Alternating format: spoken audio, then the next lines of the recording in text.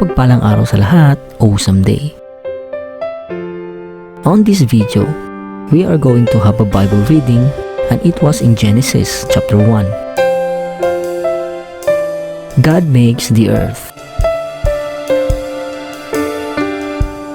In the beginning, God made the heavens and the earth. The earth was without shape and it was empty. Deep water covered the earth and everywhere was dark. The Spirit of God moved above the water. God said, "There will be light," and there was light. God saw that the light was good. He separated the light from the dark. God called the light day, and He called the dark night. Evening passed, and then it was morning. That was the first day. Then God said, "A wide space will appear between the waters, so the waters will separate into two places." So God made a wide space.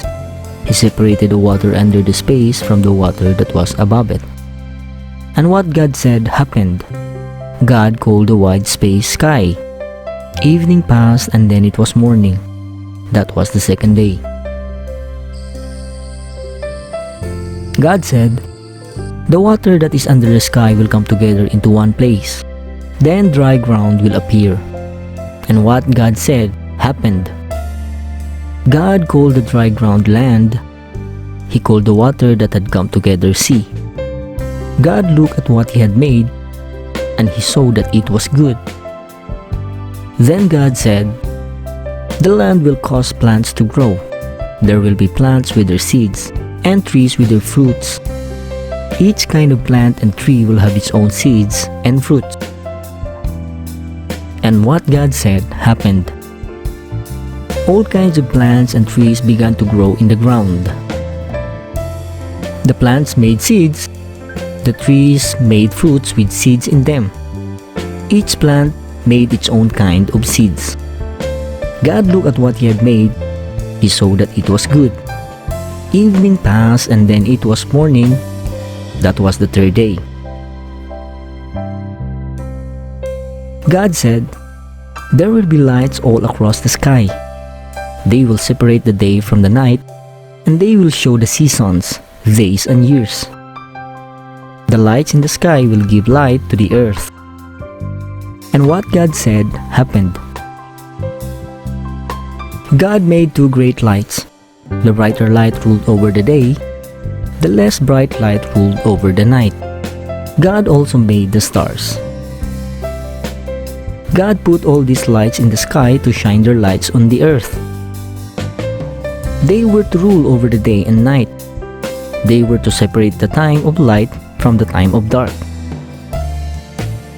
God looked at what He had made. He saw that it was good. Evening passed and then it was morning. That was the fourth day.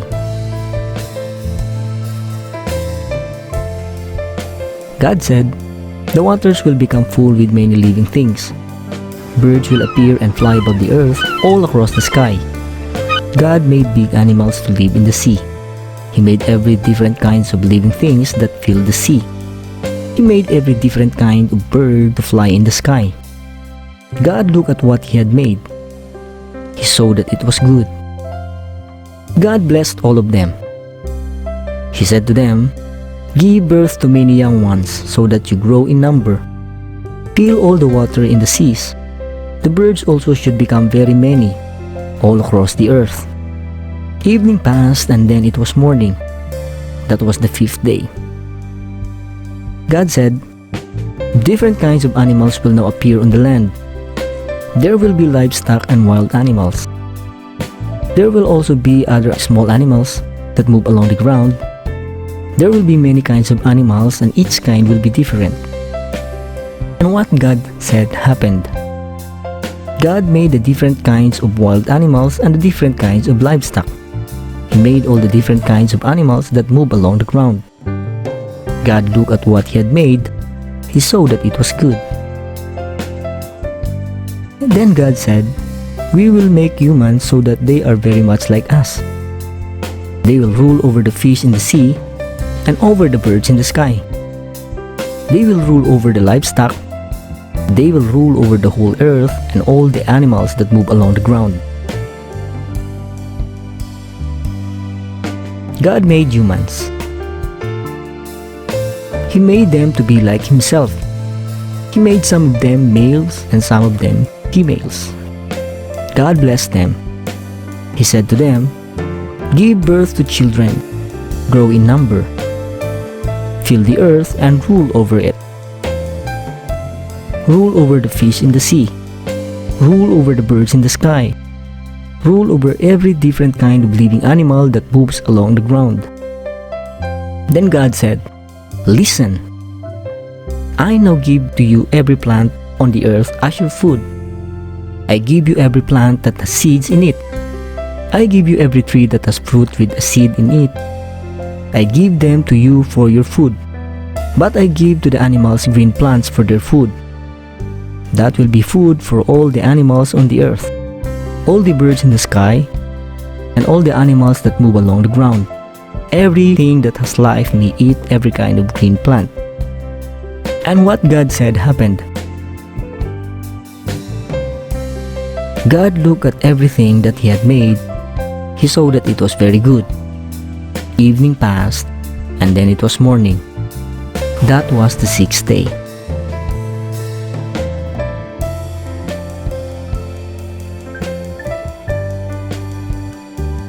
In that way, God finished making the heavens and the earth, as well as everything in them. The seventh day came. Then God stopped the work that He had been doing. He had finished His work and He rested on the seventh day. God blessed the seventh day. He made it a special day because He had finished making everything. He did not work on that day.